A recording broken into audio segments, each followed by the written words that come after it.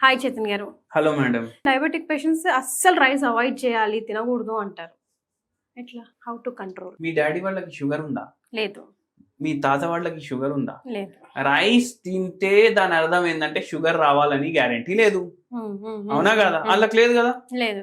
కొద్దిగా physical activity ఒక half an hour మీరు పెట్టుకున్నారు అనుకోండి, మీకు రోగాలు లేవు అంటే రోగాలు రావు. కానీ దాంతో పాటు డైట్ మీద కూడా జర్రైనా కంట్రోల్ ఉండాలి. ఎగ్జాక్ట్లీ. అయితే నేనేమంటా అంటే తినండి రైస్. మీకు రైస్ తినాలనిపిస్తుంది తినండి. ఎప్పుడు? మధ్యాహ్నం తినండి. లంచ్ ఎంత ఎంత అనిపిస్తే దానికి సగం తినండి. మళ్ళీ కడుపు నిండుతుందా అనేసి అంటారు. ఎక్కువ మీరు వెజిటేబుల్ సాలెడ్ ప్రిఫర్ చేయండి ప్రతి మీల్తో.